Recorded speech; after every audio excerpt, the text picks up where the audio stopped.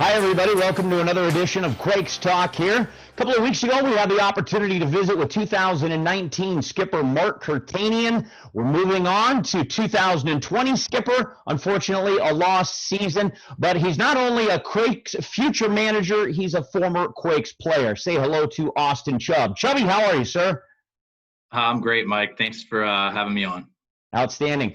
How is quarantine life down there in Florida? Of course, we're out here in California. I say the word stuck, if you will, but, quarantine is quarantine here in California. You're actually down there in Florida. How are the conditions for you? Yeah, it's been good. I've tried to stay, inside as much as possible. Obviously, it's getting a little old and, you want to get outside, but it's been okay. And seems like everybody's starting to catch on and, starting to wear masks, more religiously. I think we were maybe a little bit behind, after I left Arizona from, spring training. But it's been okay.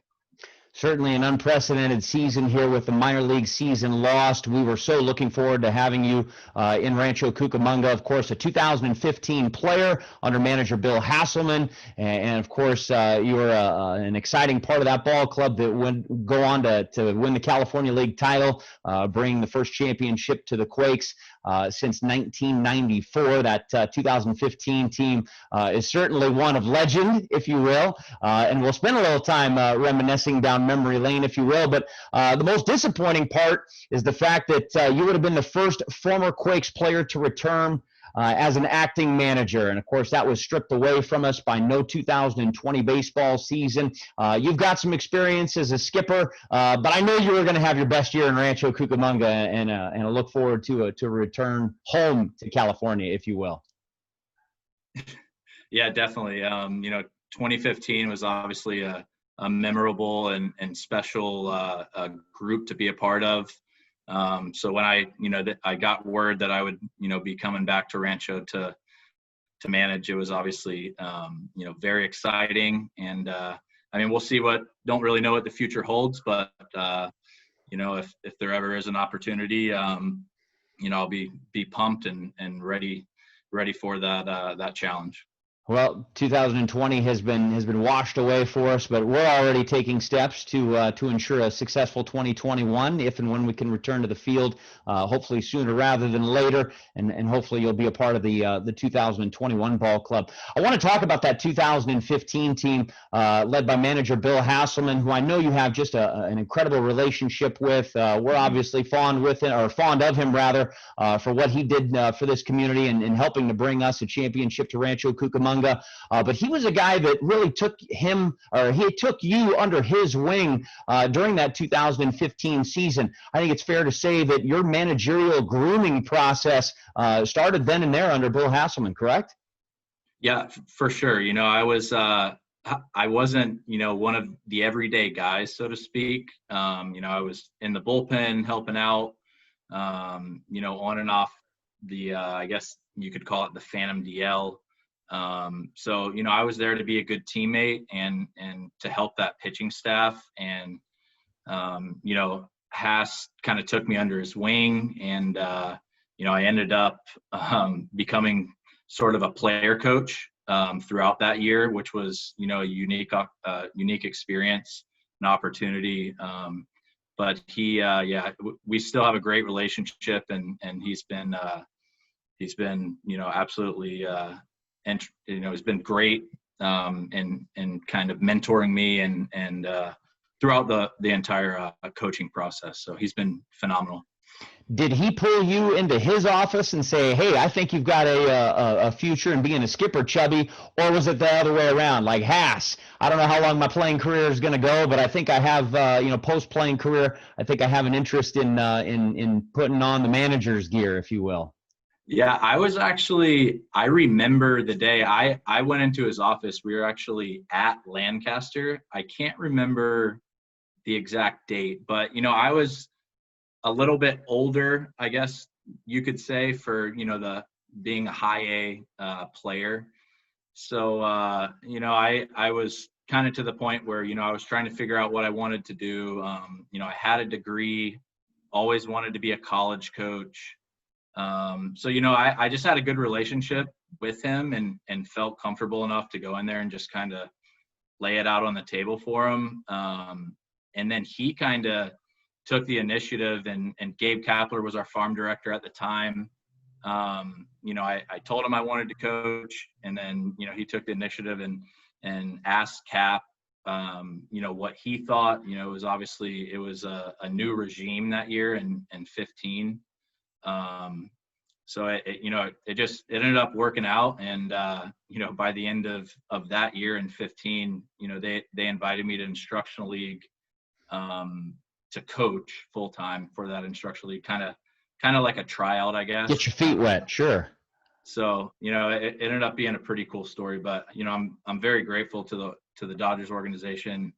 And then obviously Haas for, putting that in the works and getting it going. Dodgers have shown obviously a lot of faith in a young guy without a lot of managerial experience, putting you in charge of one of the Dominican teams a couple of years ago. Last year, you guys had an incredible year in the Pioneer League with the Ogden Raptors, set all kinds of franchise records for wins, and just an incredible amount of talent here last year. Talk about your first couple of years as a manager and kind of what your style is that we were robbed of seeing here in 2020. Yeah. So I was, in 16, I was a hitting coach in Ogden. And then after that, they asked me if I wanted to go down and be a part of the Dominican staff. They had just redone Campo Las Palmas. So we were gonna, we added another team. So there was actually 2 teams down there. So I, got to manage one of those teams. And in that first year, we actually ended up winning the DSL, and the other Dodgers DSL team made it to the championship as well, which is, and in my opinion, it's an incredible feat, because there was 40 teams at that point, and there's no first or second half winner. So it's a pretty tough league to win. So that was obviously a tremendous accomplishment, and the staff down there was incredible. Learned a lot from them. Went back in 2018 to manage, and then got back stateside in 2019 to manage Ogden. So I've been fortunate, and it's been an awesome run. What kind of manager are you? Are you a player's guy? You're not far removed from actually being a player, so I would assume that striking relationships with some of these younger guys is probably a little easier for you than, say, a guy that's been around for 25, 30 years. Yeah, I mean, I would like to say I'm a player's manager. I guess. We'll let them judge ultimately. Exactly. But yeah, I mean, I think I've kind of picked and kind of taken things from different guys that I've been around. I definitely say Haas was that was just 2015 was just an awesome year, and I think we every player on that team would say Haas was a laid back guy, and he trusted you to kind of do your thing. So I've definitely taken that from him. And ultimately this is professional baseball. So you like to trust that your guys can kind of take care of business and get themselves ready to play. And I think, for me, it's about putting guys, in a position where they can be themselves, and ultimately, be as confident as they can be. And I think ultimately, that's all you can ask for as a player. So I guess that's a little bit, into my style. For a guy that is as young as you are, you've got some incredible ties to some incredible organizational talent. In 2015, that team was loaded. They're not all still with the Dodgers nor in the Dodgers system, but Cody Bellinger obviously is first and foremost on the top of the 2015 list. And then you got guys like Alex Verdugo, who helped to net Mookie Betts, who's now a Los Angeles Dodger. You've got Willie Calhoun, who's got hopefully a promising major league career career ahead of him. On the pitching staff, Scott Barlow, Chase DeYoung, guys that were in the Trevor Oaks, guys that were in the starting rotation the first 3 days of the San Jose series. Of course, it only went 3 games because the Quakes swept. All of those guys reached the major leagues at one point here in the last couple of years or so. So an incredible amount of major league talent. And now as a manager, you're seeing it from the other side. In that you're helping to develop those guys. Some guys that I know we would have seen this year, for instance, that I know you probably had a good look at it during spring training with Hosey, a former first-round draft pick from the 2019 draft. Who are some of the guys that you are most looking forward to this year to potentially seeing in Rancho? Yeah, definitely. I mean, we actually never got an official roster, but at some point, definitely would have hoped to have had Hosey, Michael Bush, and then obviously there was a really good group of starting pitchers and Grove, Jackson, Carrillo was there a little bit last year, and then some exciting guys that spent some time in Great Lakes and Robinson Ortiz. So I mean there was quite a few, and I think the thing that excited me the most about coming to Rancho is that, I mean, and you've seen it over the past few years, just a lot of really talented guys come through there. They don't always, stay the entire year, but you can get glimpses of, that's the best of the Dodgers organization coming through there. So that's obviously, would have been, very exciting thing. As far as the 2020 season is concerned, we've unfortunately lost it due to the pandemic, but there's such a bright future for not only the Quakes but the Dodgers system in general. So 2021 now becomes what we're looking forward to. Speculate it, if you will, for just a moment. With the Dodgers season, recently starting up here, and the 2020 MLB season becoming, a 60-game sprint rather than the 162-game marathon. They'll have a 30-man roster to begin the season. They'll have an additional 30 guys, from what I understand, at the alternate site, a taxi squad, if you will. But the rest of the minor leaguers don't necessarily have, that opportunity to get the everyday work in. Speculate, if you will, if you're a minor leaguer right now and you're not part of that taxi squad who has a shot at going to the major leagues, what are you doing to stay healthy and fit and game ready, and trying to avoid what is truly a lost season? Yeah, I mean, that's obviously the $1 million question. And, I guess every organization is dealing with that. So, I mean, what we've done is, a lot of Zoom calls, tried to keep in touch with guys as much as possible. But I think for us, the main thing is trying to find a way to get pitchers.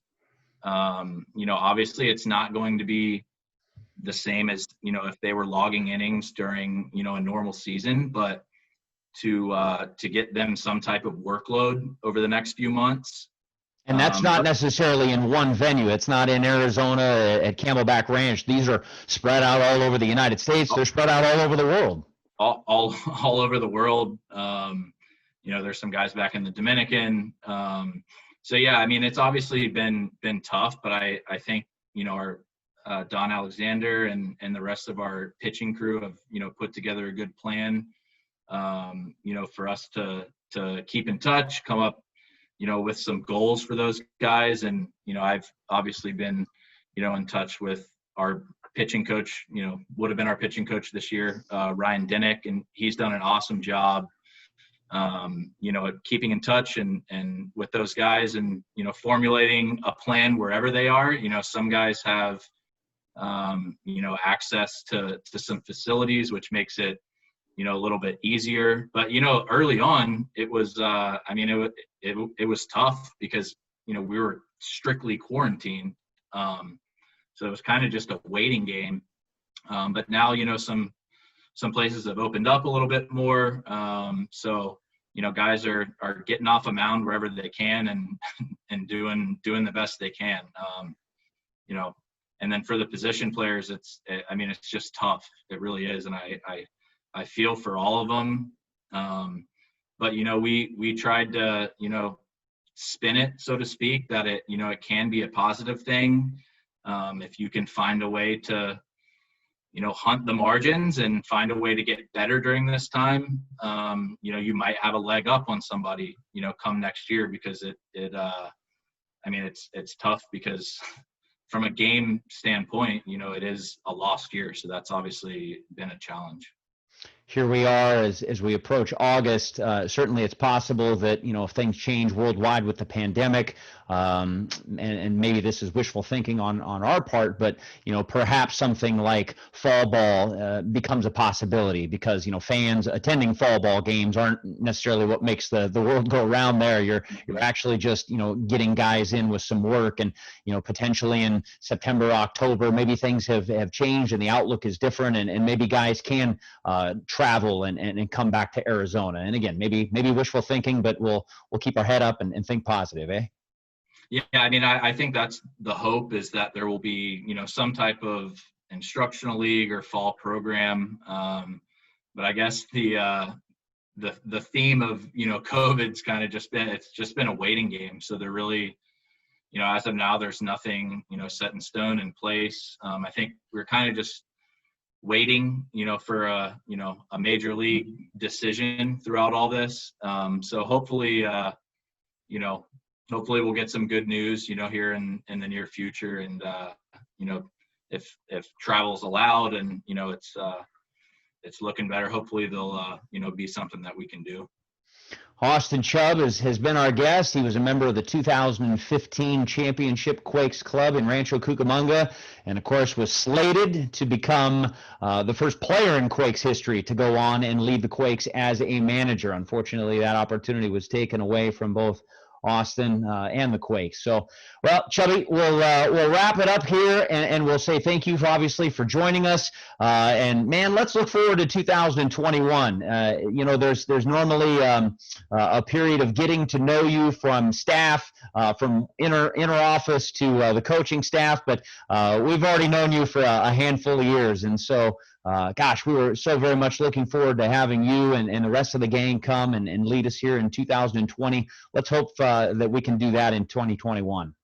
Well, thanks for having me, Mike. And, you know, definitely was looking forward to working with the crew out there in Rancho again, but we'll stay positive and hope 2021 will be a great year. So thanks for having me.